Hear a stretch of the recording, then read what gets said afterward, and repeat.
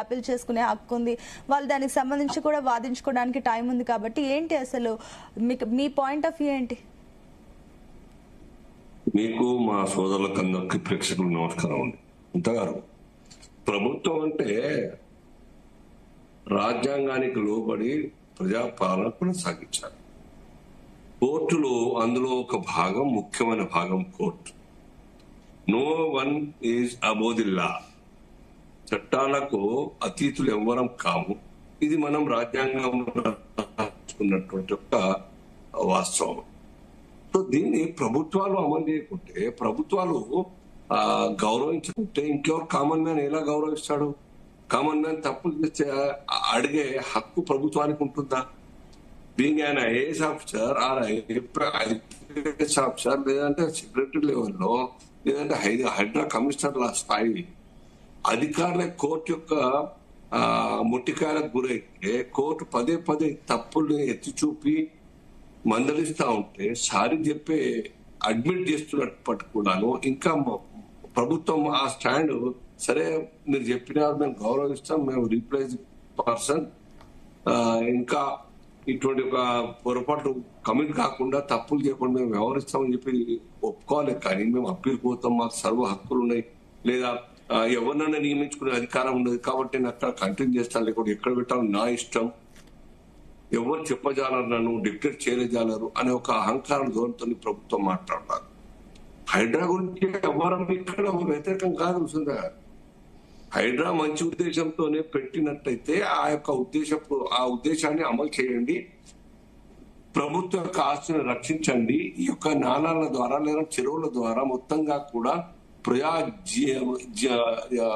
జీవనాన్ని మొత్తం స్తంభింపజేసేటువంటి ఒక ఆపదలు వచ్చినప్పుడు మరి ఈ యొక్క సమస్యను పరిష్కరించాలని చెప్పి కోరుకుంటున్నాం. అయితే సమర్థించడం కాబట్టి ఇష్టారాజ్యంగా చేసిన దానికి సమర్థించడం కరెక్ట్ కాదు. కోర్స్ ఎవరు బంగాళాఖాతంలో వాడిస్తారంటే వారు అధికారంలోకి వచ్చినట్టే మాట్లాడుతున్నారు. దాంట్లో పొరపాట్లని మొత్తం ఐడెంటిఫై చేసి సలహా ఇవ్వాలి ప్రభుత్వానికి. మేము చెప్తున్నాం, మా పార్టీ చెప్తున్నాం, ఎస్ గౌరవించండి, రిప్లేస్ చేయండి, మంచి అధికారులు పెట్టండి. అహంకారంతో తొత్తుగా మాట్లాడి తొత్తుగా వ్యవహరించేటువంటి అధికారులు కంటిన్యూ చేయకండి. ఇది మా నిర్ణయం కాదు, హైకోర్టు చెప్పిన నిర్ణయం. దాన్ని అమలు చేయండి. మనమే అమలు చేయకుంటే, ప్రభుత్వాలు అమలు చేయకుంటే కామన్ మ్యాన్ ఎట్లా ఆడుతాం? సో కాబట్టి ఇక్కడ ఉద్దేశం, మంచి ఉద్దేశాన్ని సమర్థించే పార్టీలు ఉన్నాయి, మేమంతా కూడా సమర్థిస్తాం. అంత మాత్రాన ఏ పని చేసినా కరెక్ట్ అని చెప్పి సమర్థించి తప్పులు చేయడాన్ని మేము సమర్థించాం. అంటే ఇప్పుడు మీరు చెప్తున్న లెక్క ప్రకారం హైడ్రా చేపట్టిన చర్యల్ని సమర్థిస్తారు కానీ రంగనాథ్ తీసుకున్న చర్యల్ని తప్పుపడతారు. Hydraa, Ranganath both are same of kind. Hydraa Ranganath గారు నాయకత్వం వహిస్తా ఉన్నారు హైడ్రాని. సో వారి నాయకత్వం జరిగే పనులు తప్పుల్ని కోర్టు గుర్తించింది. కోర్టు 63 సార్లు ధిక్కరణ కేసు నమోదైందంటే ఇది మామూలు విషయమా చెప్పండి? ఎన్ని రోజుల్లో? హార్డ్లీ 2 years, 2 సంవత్సరాలు, 2.5 సంవత్సరాల లోపల, 2 సంవత్సరాలుగా హైదరాబాద్ వచ్చి దాని ఒక్కదాని మీదనే ఇంకా అలా అనేక డిపార్ట్మెంట్స్లలో ఆ యొక్క కోర్టు ధిక్కరణ కేసులు వందల కొద్ది ఉన్నాయి. ఇక్కడ ఎవరి మీద? ప్రభుత్వ అధికారుల మీద. ప్రభుత్వాన్ని రిప్రజెంట్ చేసే అధికారులందరూ కూడా రిప్రజెంట్ చేస్తూ హైకోర్టులో హైకోర్టు మందలింపులకు లేదా హైకోర్టు యొక్క నిర్ణయాలకు మొత్తంగా అక్కడ ఇప్పటి కూడా ఫేస్ చేస్తా ఉన్నారు. వందల కేసులు ఈవెన్ సోమేష్ కుమార్ గారి మీద కూడా ఉంటాయి. వారు ఫ్రీగా రిటైర్ అయిపోయినారు, వెళ్ళిపోయినారు వాళ్ళ యొక్క స్టేట్ కి. ఇది ఎవరికి ఆదర్శం చెప్పండి? ప్రభుత్వం అంటే ప్రజలకు ఆదర్శంగా ఉండాలి కదా. ప్రభుత్వాలు తప్పులు చేస్తా ఉంటే, న్యాయ వ్యవస్థను ధిక్కరిస్తా ఉంటే మాకు ఇంకా సుప్రీంకోర్టు పోయే అవకాశం ఉన్నది. కాబట్టి మీరు ఎవరేం మాట్లాడకండి, నా ఇష్టం, there is still scope is that to seek justice అని చెప్పేసి మాట్లాడితే ఇంకేం మాట్లాడతాం? మీకు కనబడతలేదా?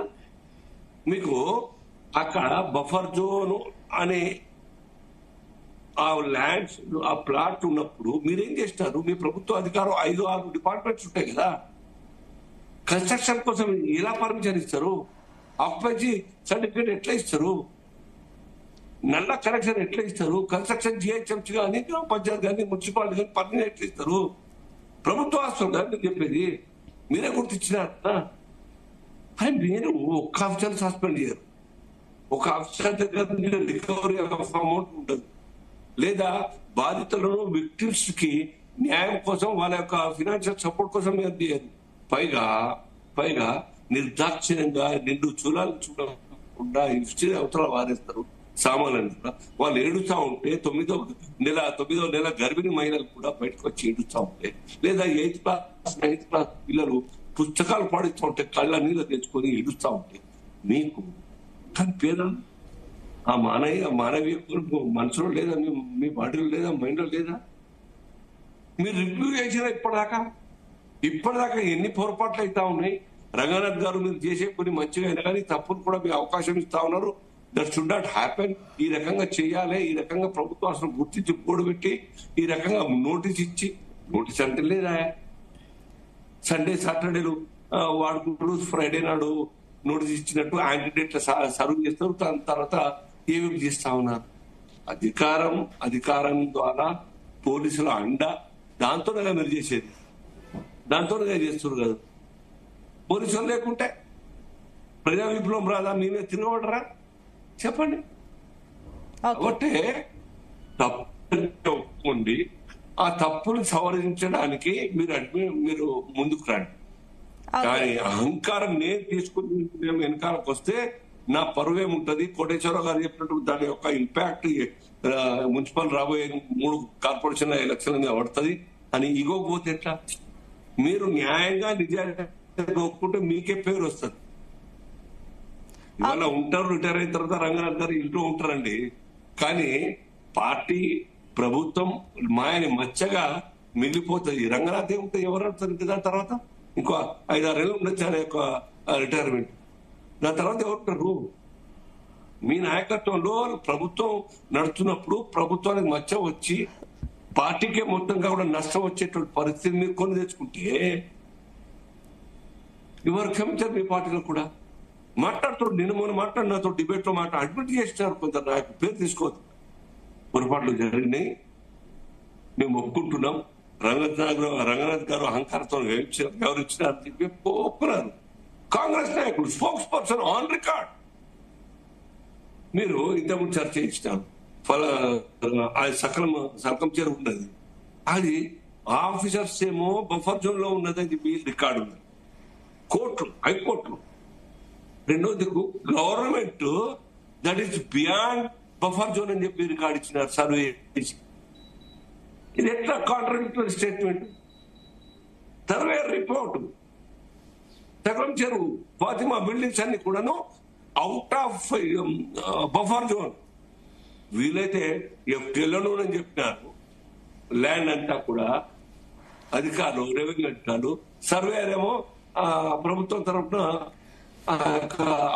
బయట ఉందని చెప్తున్నారు. ఇది ఎట్లా కాంట్రాక్టర్ అయితే చెప్పు.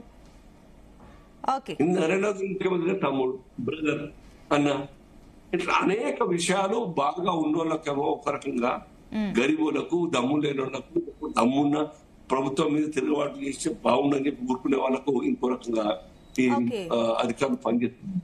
తప్పు కోర్టు అడుగుదామండి. ఇప్పటికన్నా వేషాలకు పోకుండా జరిగిన తప్పుల్ని ఒప్పుకొని ఒక కమిటీ వేయండి, స్టడీ కమిటీ వేయండి. దాంతోనే